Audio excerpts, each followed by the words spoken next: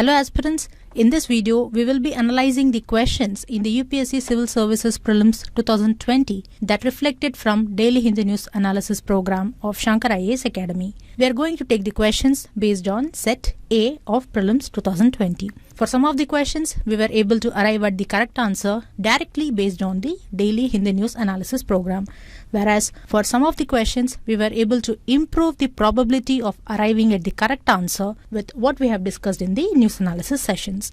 Thus, we have also chosen those questions for which we were able to arrive at 50% probability of correctly answering the question based on the information from the Daily Hindi News Analysis. In other words, these are the questions where we can eliminate two options based on the information to the question from the analysis sessions. We suggest and request viewers and aspirants to watch the video fully to get a wholesome understanding. We are happy to find that around 36 questions reflected from our Daily Hindi News Analysis program. Now let's start our discussion. Let's take the first question in Set A. It is based on Aadhaar. If you see the second statement of this question, it revolves around whether the state can or cannot enter into any contract with private corporations for sharing of Aadhaar data. Now we have discussed about this aspect on our 23rd November 2019 Hindi News Analysis, where we have mentioned about the 2018 judgment. The judgment is the Justice K.S. Puttaswamy and another versus Union of India and others. In this case law, Supreme Court struck down the last phrase in the main provision of Section 57 of Aadhaar Act of 2016, which is the Aadhaar Targeted Delivery of Financial and Other Subsidies, Benefits and Services Act of 2016. The last phrase which was struck down was "or any contract to this effect." So this makes the statement 2 as correct. If you know statement 2 is correct, you can eliminate options A and C. And by this, the probability of attempting the correct answer to this question has increased to 50%. The next, if you take the second question in Set A, it is about powers of Rajya Sabha compared to Lok Sabha. The question asks, Rajya Sabha has equal powers with Lok Sabha. So we have discussed about Rajya Sabha and its powers many times, like we have discussed it on 13th May 2020 in the news analysis, then on 22nd June 2020, then also on 21st September 2020. On 22nd June 2020, we have orally made a statement that Rajya Sabha is placed on equal footing with Lok Sabha in terms of passage of ordinary bills, in terms of constitutional bills, etc. Now here when we say constitutional bills, we are referring to the constitutional amendment bills only. So through this, you can easily arrive at the correct answer, which is option B, amending the constitution. Additionally, on the same day, we also said that Rajya Sabha has unequal powers or special powers in relation to creation of All India Services under Article 312 of Indian Constitution. Already we have discussed about this All India Services statement on our 13th May Hindi News Analysis also, where we have mentioned that in terms of creation of All India Services, Rajya Sabha is not placed in equal footing with Lok Sabha. So if you are clear about this, you can eliminate option A. Then if you see on 21st September 2020 Hindi News Analysis, we have mentioned that Rajya Sabha and Lok Sabha are not equal in terms of removal of government, because no confidence motion can be introduced only in Lok Sabha and not in Rajya Sabha. Or you can also consider the statement we made on 23rd July 2020 Hindi News Analysis while we were comparing Lok Sabha and Rajya Sabha. At that time we said that Rajya Sabha cannot make or unmake the government. Simply put, Rajya Sabha cannot pass no confidence motion to remove the ruling government. So by this, you can eliminate option C. So through this elimination options also, you can arrive at the correct answer, which is option B, amending the constitution. Next, let us take this third question, which is on MP-LAD scheme. We have discussed this scheme on our 17th June 2020 Hindi News Analysis and also on 20th June 2020 Hindi News Analysis. And we have also discussed this in our Target 2020 Prelim series for the month of April 2020. Now, during the analysis on 17th June 2020, we have discussed clearly about the first two statements given in the question. We have covered the same aspects in our April 2020 Target series as well. In the Target series, we have mentioned that the funds released under the scheme are non-lapsable. That means the unused funds do not lapse. That is, the unused funds can be carried forward to the next year. If you know this fact, you can easily say that statement 3 is incorrect. So from that we can eliminate options B and C, and through this we can improve the probability of attempting the correct answer to 50% in this question. Now next, if we take this question on fundamental rights, it is about the protection against untouchability. On our 22nd November 2019 Hindu News analysis, we have categorically mentioned that Article 17 of Indian Constitution deals with abolition of untouchability. And we know that Article 17 comes under the category of right to equality. So from this, you can easily arrive at the correct answer, which is option D. Now next, if we take this sixth question in set A, it is with reference to macroeconomic framework statement. The question asks, the document is presented because it is mandated by which of the following? And the correct answer is provisions of Fiscal Responsibility and Budget Management Act of 2003, that is FRBM Act of 2003. On our 6th July 2019 Hindu News analysis, we have made this statement, that is, as part of budget, two important statements were laid before the Parliament that are based on the provisions of FRBM Act. These important statements are Macroeconomic Framework Statement and Medium-Term Fiscal Policy and Fiscal Policy Strategy Statement. These two statements are presented to the Parliament based on Section 3 of the FRBM Act of 2003. This we have mentioned in the 6th July 2019 Hindu News analysis. So from this, you can easily arrive at the correct answer, which is option D. Now let's take this ninth question, which is based on free legal services provided by legal services authorities. The question asks, to which of the following types of citizens free legal services is provided by legal services authorities? Actually, we have discussed about this aspect on our 18th May 2020 Hindu News analysis, when we discussed about Free Legal Aid and National Legal Services Authority, which is shortly called as NALSA. If you see, actually we had a similar question on that day as practice prelims question, like the question which is asked by UPSC in 2020 prelims. Based on the information we discussed on that day, through the method of elimination, we can arrive at the correct answer to this question. We discussed about Section 12 of Legal Services Authorities Act of 1987. It mentions the persons eligible for getting free legal services. And in this list, as we have discussed, the criteria do not specify persons belonging to OBC and all senior citizens as eligible persons for free legal aid. So if you know this fact, then that means options 3 and 4 should not be an answer. And if we eliminate the options in the given codes, we can easily arrive at the correct answer, which is option A, 1 and 2 only. Now this next 10th question, it deals with international agreements or arrangements and the subject matter which they are related to. Here the Alma-Ata Declaration is about healthcare for the people. We have discussed this declaration on our 6th January 2019 analysis. We have also discussed about Talanoa Dialogue, which is related to climate change, in our target prelim series for the month of October 2019. So whoever watched the discussion could easily associate Talanoa Dialogue with climate change. In fact, on that day, we gave Talanoa Dialogue as a statement in relation to the question on Paris Climate Agreement. And if you know that these two are correctly matched, then you can arrive at the correct answer, because 1 and 3 are present only in one option, which is option C.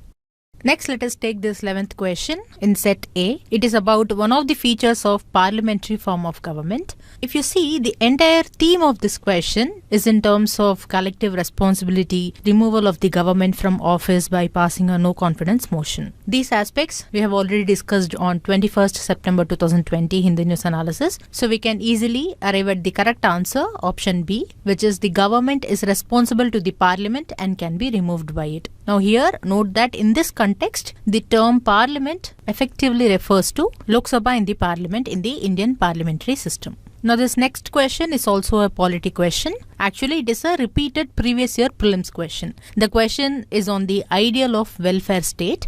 Actually, UPSC asked the same question in Civil Services Prelims 2015 examination. In fact, in 2020 prelims examination, UPSC has just shuffled the options which was given in 2015, as you can see here.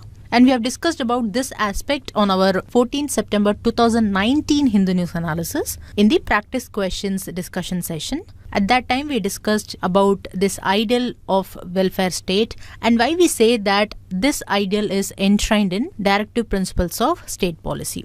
Actually, the article which deals with this aspect is Article 38, which comes under DPSP, and this article deals with state securing a social order for the promotion of welfare of the people. So from this, we can easily arrive at the correct answer, which is option A, directive principles of state policy.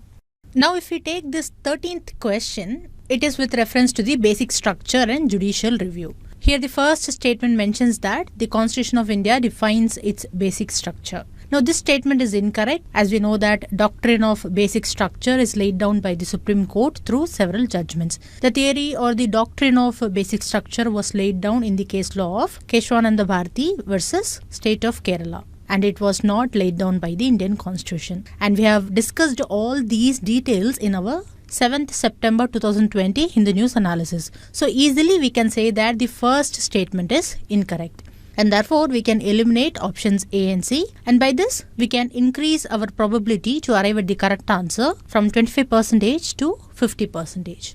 Now if you take the second statement in this question, it mentions that the Constitution of India provides for judicial review to safeguard the citizens' liberties and to preserve the ideals on which the Constitution is based. Now, judicial review refers to judiciary reviewing a law made by the legislature or reviewing the lawfulness of a government decision. On our 11th January 2020 Hindu News Analysis, we discussed a news article related to the suspension of telecom and internet services in the Union Territory of Jammu and Kashmir. Now, the decision of government to suspend these services was challenged at the Supreme Court under Article 32 of Indian Constitution. So, during analysis, we made a statement that an individual can file a writ petition in the Supreme Court when they feel that their fundamental right has been violated. In such a case, the Supreme Court, as per Article 32, or the High Court under Article 226 of Indian Constitution, will review the decision of the government to safeguard the fundamental rights, in other words, citizens' liberties. And several times the higher courts have said that the judicial review is an integral part of the Constitution. In a case law of L. Chandrakumar versus Union of India, the Supreme Court has observed that the judicial review by high courts under Article 226 is a part of the basic structure. So, Constitution does provide for judicial review for safeguarding citizens' liberties. And on several days, we have also discussed about the purpose of constitutional benches under Article 145 Clause 3, wherein also the power of judicial review is exercised. See here, constitutional benches are those benches where a minimum of 5 Supreme Court judges sit for the purpose of deciding any case involving a substantial question of law as to the interpretation of the Constitution. This simply means that the validity of a law can be tested on the basis of whether it infringes upon any provision of the Constitution or not.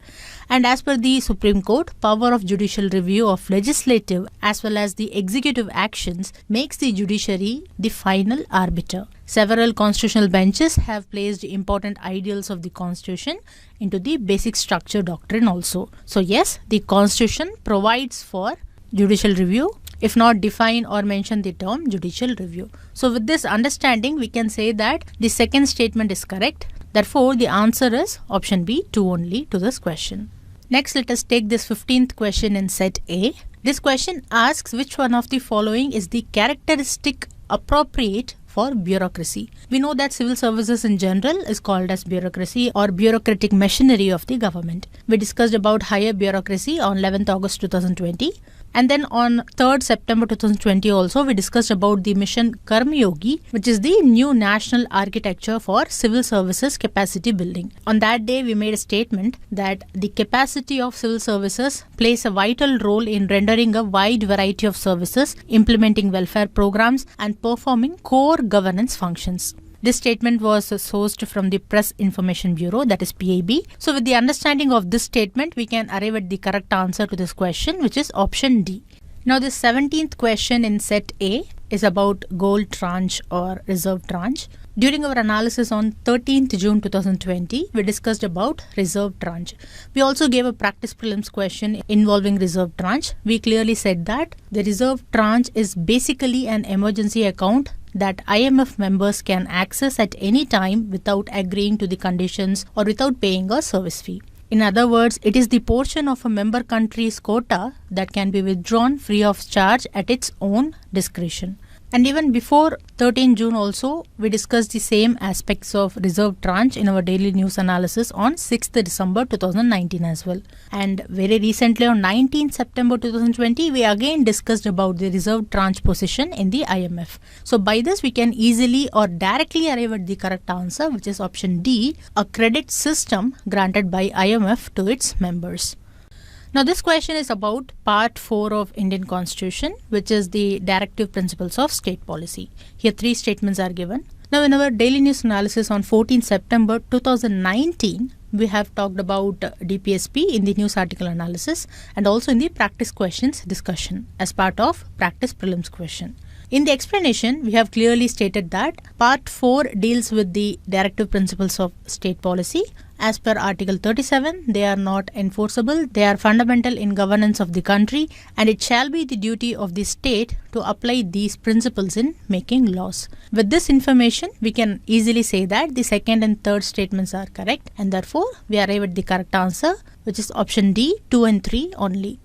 The first statement of this question is about a non-member of a state legislature becoming a minister. In our Hindu News analysis published for 18th and 19th of August 2019, we have talked about Article 164 Clause 4, by which a person who is not a member of state legislature can be appointed as a minister for any period of 6 consecutive months.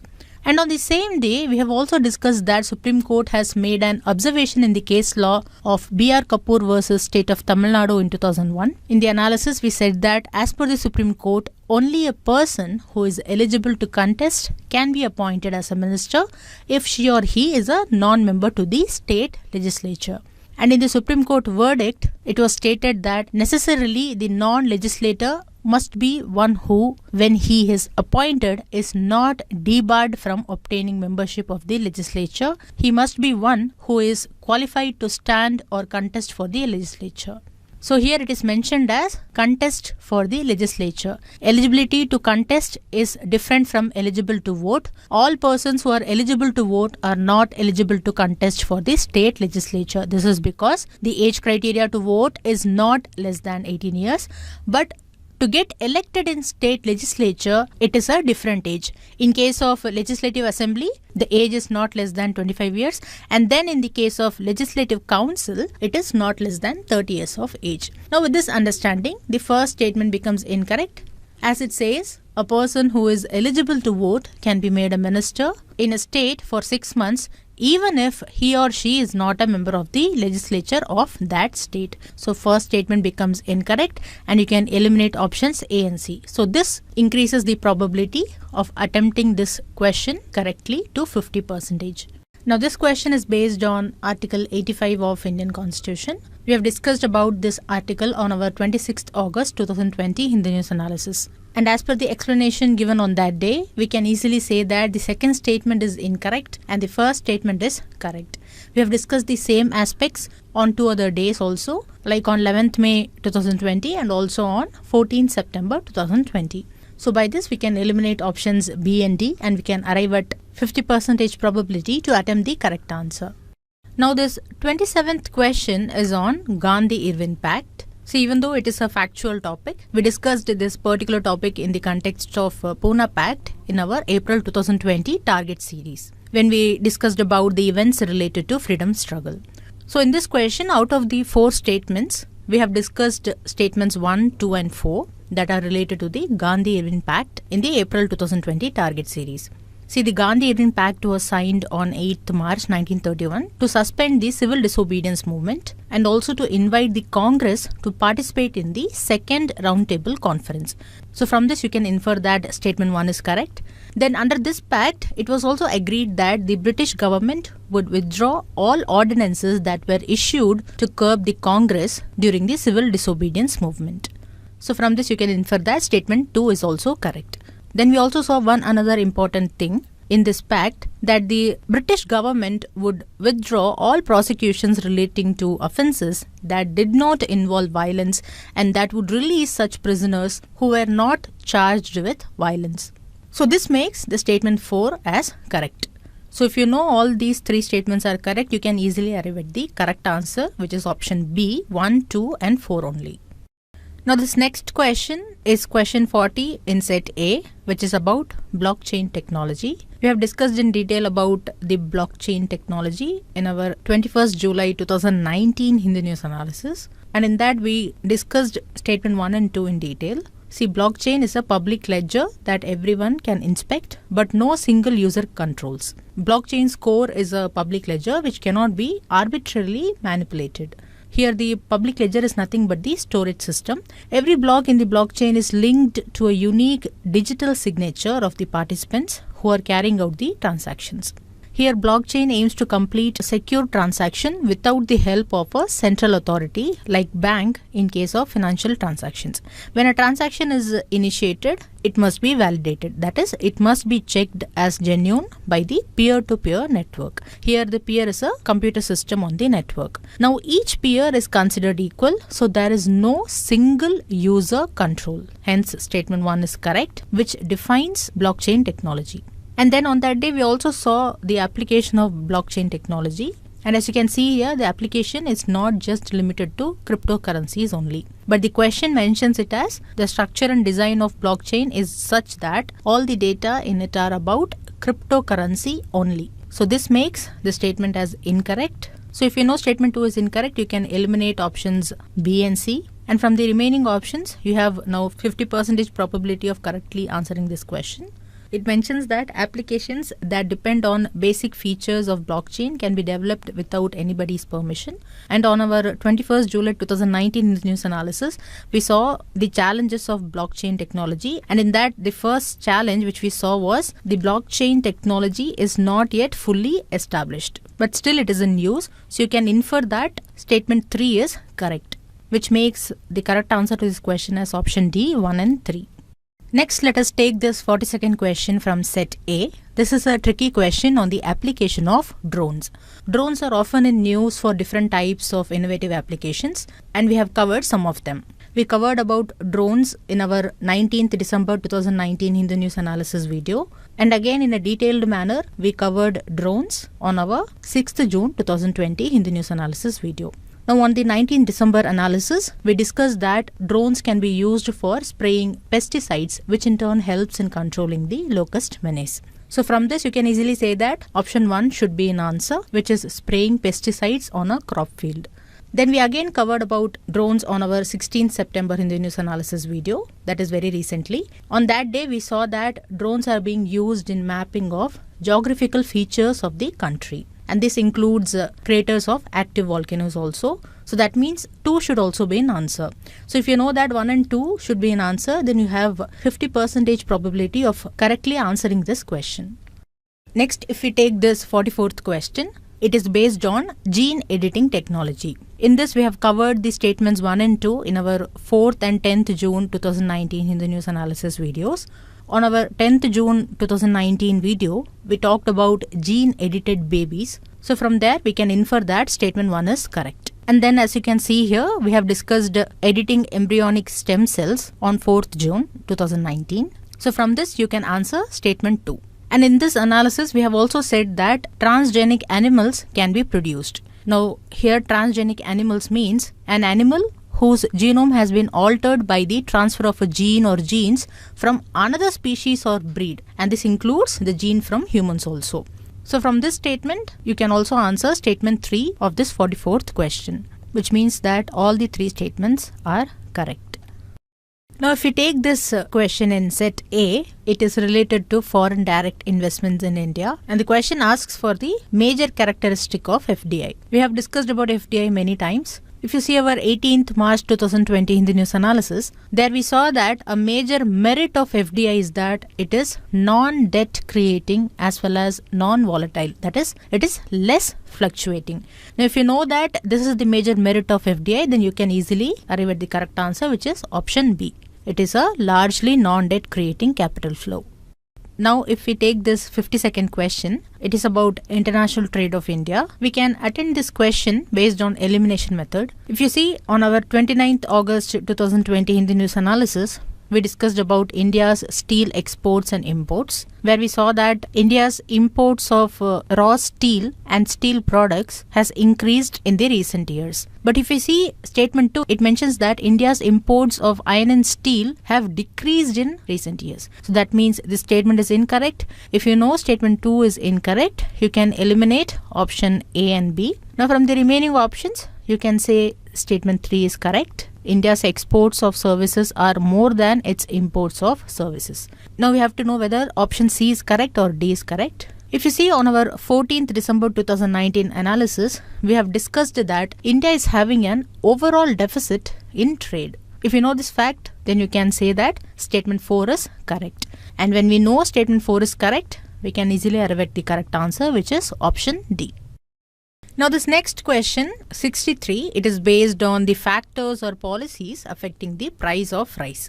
We discussed about these factors or policies which actually influence the price of rice on our 21st April 2019 Hindu News analysis. We discussed some of the factors like carryover stocks, which are nothing but the leftover stocks from the previous year's production after meeting the demand. Then we talked about expected demand, which is the average level of consumption and exports during the past few years. Then we discussed about imports and exports, which are nothing but the trade in rice. Through imports and exports, government thoroughly controls rice trade because it is a major food grain crop. So through this, the price factor is largely controlled by the government. So that means government trading should be in the answer. That is, 2 should be in answer. Then after that, the factors which are influencing the price of rice also includes government policies. We saw that on that day. See, government policies includes any change in government policy relating to the crops such as minimum support price. It is also a policy of the government and it determines the price of the rice. So that means MSP should also be an answer. And then if you see option 3 in the question, it states government's stockpiling. By this they mean that storage of the procured food grain. So this comes under the procurement factor which we discussed on that day. Government carries out direct procurement through government agencies and it stores in warehouses that primarily includes the warehouses of Food Corporation of India. So that means 3 should also be an answer. So if you know that 1, 2 and 3 should be an answer, you can easily arrive at the correct answer, which is option D. Next, if we take this question number 65 in set A, it is about the members of G20 grouping. If you remember, we discussed about G20 in our 29th and 30th June 2019 Hindu News analysis. See, we know that there are many multilateral groupings around the world and it is very difficult to remember all the members, and especially if the members are large in numbers. And we also discuss many multilateral groupings often in our Hindu News analysis. But on our 30th June of 2019 Hindu News analysis, we discussed about some of the members of G20 and especially we compared them with the members of BRICS. We saw during the question discussion on that day that all the BRICS members are members of G20. So that means South Africa is also a member of G20. If you know this fact, then you can easily arrive at the correct answer, which is option A. Because from B, Malaysia and New Zealand are not members of G20. In C, Iran and Vietnam are not members of G20. And then in option D, Singapore and South Korea are not members of G20. Next, let us take the 66th question in set A, which is about Kisan Credit Card. We discussed about Kisan Credit Card in our 23rd June 2020 in the news analysis. And in that, we discussed about the objectives of this scheme. The objective is to meet the short-term credit requirements for cultivation of crops, post-harvest expenses, produce marketing loan, consumption requirements of farmer household, working capital, and then investment credit requirement for agriculture and allied activities like pump sets, sprayers, dairy animals, etc. So if you would have paid attention to all these objectives, you can identify that statements 1, 3 and 4 are correct. Now the remaining are options 2 and 5. 2 is on purchase of combined harvesters, tractors and mini trucks, which means farm machineries, and then 5 is about construction of family house. And both these are not related to any short-term assets. They are long-term assets. So we can eliminate these statements and we can arrive at the correct answer, which is option B, 1, 3 and 4. Now if we take this 67th question in set A, it is related to Consumer Price Index, that is CPI, and Wholesale Price Index, that is WPI. We have many times discussed about CPI and WPI in our Hindi news analysis. Particularly if we take on 13th February 2020, we discussed about both CPI and WPI elaborately. And in that we clearly saw that services sector is not covered under WPI. So statement 2 is correct. And we also saw that RBI is using CPI combined as the sole inflation measure for setting inflation target and for ensuring price stability. So this makes statement 3 as incorrect because it mentions RBI is using WPI as a key measure of inflation. So since if you know statement 3 is incorrect, you can eliminate options C and D. Now the confusion is between A and B, but now you have 50% probability of attending this question correctly. On 13th February, in the news analysis, we saw that the food and beverages category under CPI has more than 50% weightage. And we also saw that in WPI, manufactured products have highest weightage, which is about 64%. And if you see in WPI, food is included under the primary articles only. And if you see primary articles is just 22.6% of the total weightage. So we can say that food articles is obviously less than this 22%, which means weightage of food in WPI is lesser than that of CPI, or we can say the weightage of food in consumer price index is higher than that of WPI, which makes statement 1 as correct, and you can easily arrive at the correct answer, which is option A, 1 and 2 only. Now this question is based on important rivers, and we have covered about the Mekong River in our target prelim series for the month of April 2020. We have discussed about Mekong River, wherein we have clearly stated that the river empties into or flows into South China Sea. So with this information, we can say that the first pair is incorrectly matched. If you know this, you can eliminate options A and D, and you have to only choose from the remaining two options. So from this, your probability of correctly attending this question increases to 50%. Next, if we take this 70-second question related to Indian elephants, we have discussed about Indian elephant on our 19th August 2020 in the news analysis. And on that day, we told that the oldest female leads the group. So from this, you can say that the statement 1 in question 72 is correct. And here the question asks for the correct statements. So you can eliminate options B and C. Now next, if you consider the fourth statement in this question, it talks about the state with the highest elephant population. On our 22nd July 2019 Hindu News analysis, we saw that Karnataka has the maximum number of elephants in India, followed by Assam, and then thirdly comes Kerala.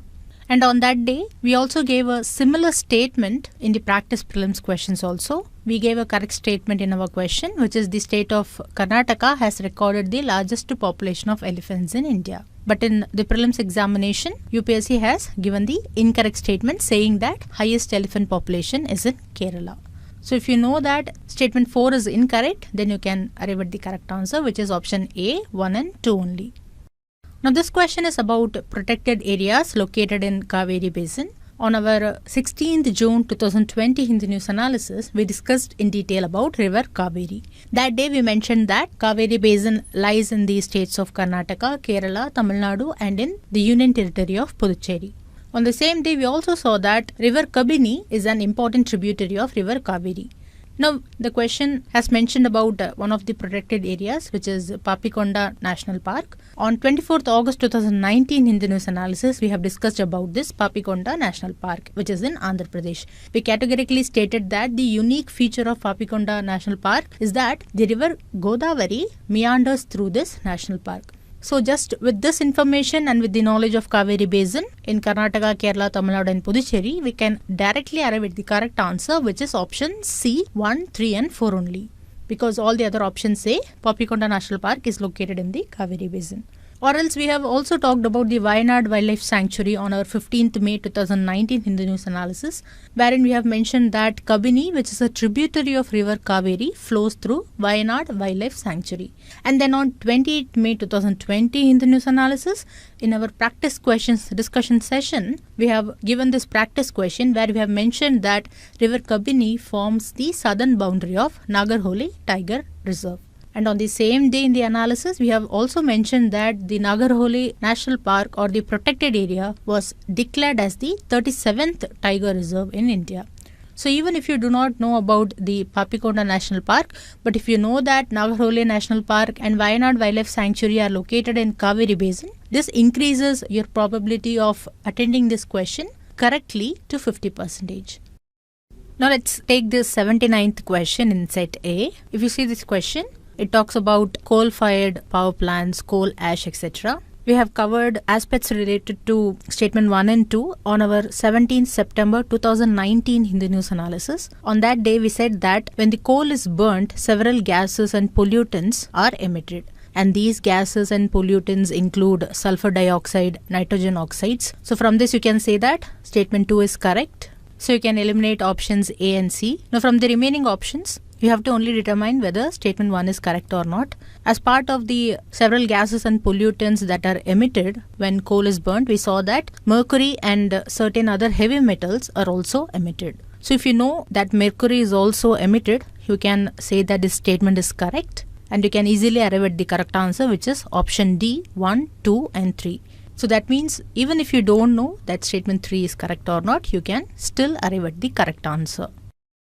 Now this next question, which is question 83 in set A, it is a question regarding the concept of zero tillage in agriculture. We have elaborately explained the concept of happy seeder technology in our Target 2020 August analysis, where we discussed about the zero tillage concept. See, a happy seeder is a unique machine that is used for sowing seed in the standing stubbles of crop residue. And as we discussed in the target video, this happy seeder machine consists of a rotor for managing the paddy residues and also a zero-till drill for sowing of wheat. And on that day, we also discussed the advantages of happy seeder, such as the majority of the residue is not disturbed. We discussed about its eco-friendliness. And then we also saw that rice stubble need not be burned. We also said that direct sowing also reduces soil disturbance. It enables to retain more nutrients, moisture and organic content in the soil. So with this, we can say that statement 1, which is a sowing of wheat is possible without burning the residue of previous crop, in this question is correct. And then we, as already saw, it allows for direct sowing. So we can say that statement 2 is also correct, because it says that without the need for nursery or rice saplings, direct planting of paddy seeds in the wet soil is possible. So if you know that statement 1 and 2 are correct, you have 50% probability of correctly answering this question. And here just note that adopting no tillage in agro ecosystems has been widely recommended as a means of enhancing the carbon sequestration in soils. So this makes statement 3 as a correct statement. So the correct answer to this question is option D. Next, if we take this 84th question, it talks about the national policy on biofuels. We have discussed this national policy on biofuels on our 19th October 2019 analysis, where we discussed about a joint collaboration between Zomato and a biodiesel manufacturer for the production of biodiesel. In the discussion, we have clearly mentioned that biofuels are fuels produced from renewable resources such as wastes and residues from agriculture and forestry, then vegetable oil and other edible oils, then the biodegradable fraction of industrial and municipal wastes, etc. So if you know this fact, you can eliminate groundnut seeds and horse gram because they do not fit in the category of wastes and residues from agriculture and forestry. Neither they are vegetable oil or other non-edible oils. So if you know that groundnut seeds should not be an answer, you can easily arrive at the correct answer, which is option A, 1, 2, 5 and 6 only. Now let us take this 87th question in set A. It is a description based question. They have given the description of cotton crop. We have mainly discussed about cotton crop in our 17th April 2019 Hindu News analysis, and on that day we have mentioned that cotton requires light rainfall around 55 centimeter to 100 centimeters. We have also specifically mentioned that cotton requires 210 frost-free days for its cultivation. So with this information, you can easily arrive at the correct answer, which is option A, cotton. We have also discussed about the other crops mentioned in this question. We have discussed about sugarcane on 3rd January 2020 in the news analysis. And we have also discussed about tea on our 20th April 2019 in the news analysis, and then on 13th August 2020 also. And you can clearly see that all these discussions on these crops differ from that of cotton, and that is why the correct answer is cotton. Now this next question is the 93rd question, which is based on ocean mean temperature. This topic was in news in September 2018. At that time, we have discussed this topic in our video on 3rd September 2018. Sometimes UPSC may go back even behind a period of 1 year in current affairs for important topics or areas like this ocean mean temperature topic. On our discussion that day, we had a general discussion on this topic where we discussed about the 26-degree isotherm. In that, we have categorically stated that the ocean mean temperature data is collected during January-March in a year, and the prediction results will be available by April itself. So we can predict with 80% probability whether this year's summer monsoon will be below average or above average. So with this information, the second statement in the prelims question becomes correct, and now we have arrived at the 50% probability of correctly answering this question. And here know that for our analysis at that time, we sourced this information from the Hindu newspaper. We have also given here the link of the article which appeared in the science section of Hindu newspaper. It appears that this question is completely based on this particular article. At one point, even in this news article, it is mentioned as during January to March, the mean 26 degrees Celsius isotherm depth in the southwestern Indian Ocean is 59 meters. But in the prelims question, UPSC has twisted this statement and gave us an incorrect statement. Now this 95th question is with reference to the Desert National Park and Great Indian Bustard. We have discussed about Great Indian Bustard on our 7th September 2019 Hindu News Analysis. In the discussion, we focused on fragmentation of the habitat of Great Indian Bustard. And at one point, we have specifically mentioned that the largest global population of Great Indian Bustard is found in Rajasthan. We have also said that it is the state bird of Rajasthan. There are between 100 to 125 birds in the Desert National Park in the districts of Jaisalmer and Barmer, along with the agro-pastoral landscapes of Bikaner. From this, we can say that the Desert National Park is spread across two districts of Jaisalmer and Barmer of Rajasthan. So with this information, you can easily say that the first and third statements in the 95th question are correct, and we have to choose the correct statements in this question. So the final answer should contain statements 1 and 3, and here only two options, that is option C and D, qualify this criteria. Therefore, from this, our probability of correctly attempting this question is increased to 50%. Now this next question is question number 96 in set A, which is based on Siachen Glacier. We have discussed about Siachen Glacier on our 22nd October 2019 Hindu News Analysis very elaborately. During the analysis, we have explained important locations like Sakshagam Valley, Nubra Valley, Aksai Chin, etc., from which you can easily answer that the correct answer is option D, north of Nubra Valley. Siachen Glacier is situated to the north of Nubra Valley.